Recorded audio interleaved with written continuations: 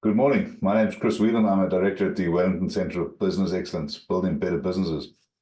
I want to talk to you today about something that's really been close to my mind over the last little while, and that is people that operate below the point of power, below the line, if you like, that are feeling disempowered.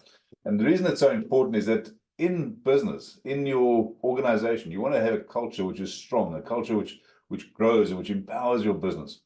And if you've got people, perhaps yourself, perhaps others in your team, who are operating as victims, if you like, and not as victors, that really becomes problematic. And if you imagine a dot, right, a dot in the middle of the screen or middle of whatever you're looking at right now, and above that, there's ownership, there's accountability and responsibility. So imagine rowing in a boat, OAR, ownership, accountability, and responsibility. That's where people take control, excuse me, it's where they take the point of power, if you like. That's where they're operating. If they're below the line, if they're below that point, they in what I call blame, excuses, and denial space, right? BED, bed, and you might as well really not get out of bed, because really you're becoming a victim and not a owner of the problem, not a solver of the problem. So that's the first point, and that's the if you like the overall picture. It's really problematic. If a person's in that situation, if you've got people in your team that are in that situation, what you end up with is fear. You end up with uncertainty. You end up with almost like the walls are closing in on you, and there's no space to do anything, no space to think differently. And it's really, I mean, it can be quite terrifying. I absolutely get that.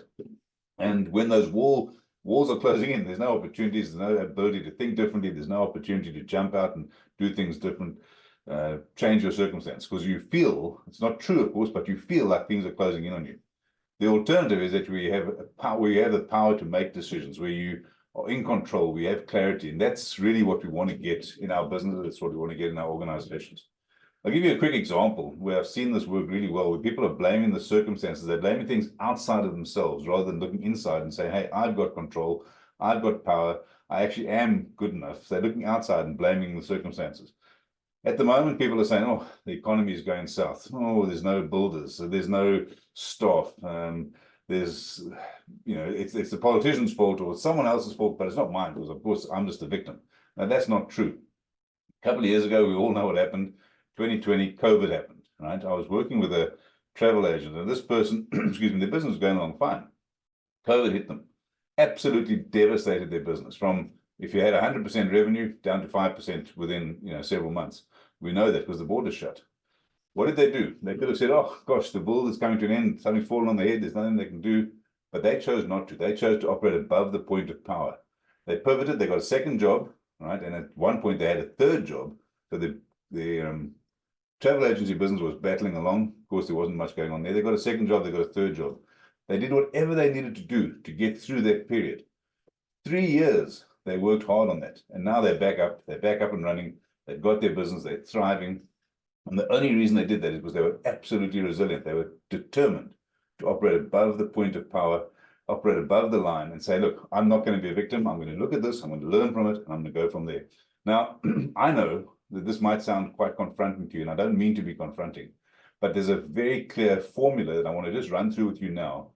5 steps, which says, hey, if you follow these steps, you can also operate above the point of power. If there's people in your team that are battling, help them to do this, coach them through it, right? And the first of those steps is to dream. And it all starts with a dream. It starts up in your head. It says, what are my big dreams? And I want you to do me a favor. Write them down. I don't know if you can see this pen. Write them down. Don't just let them be in your head. Write down what your dreams are. That's the first step. The second step is to take those dreams and turn them into goals, smart goals, simple, measurable, actionable, realistic, and timely, right? Smart goals. So you've got the dreams, you've written them down, write down your goals so that you know what they are. Why? Because the goals set your direction. They tell you what you need to do in the future.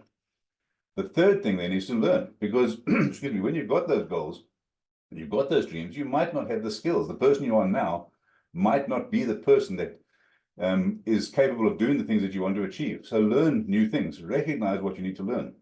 And that might mean reading books, it might mean watching videos, it might mean getting a mentor, it might mean going to study something at a night class. There's a whole range of ways. There's no excuse, certainly, for not having access to learning at the moment.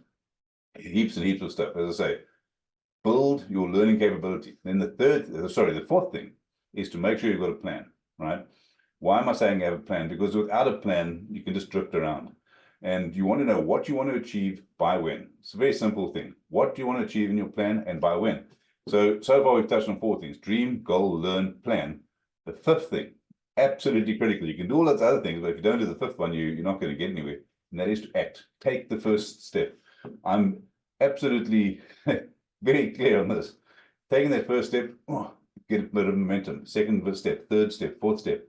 1 step at a time, right? It's the old thing of how do a person work 1,000 miles? 1 step at a time. So take the first step. It's a very simple formula, not always easy to do.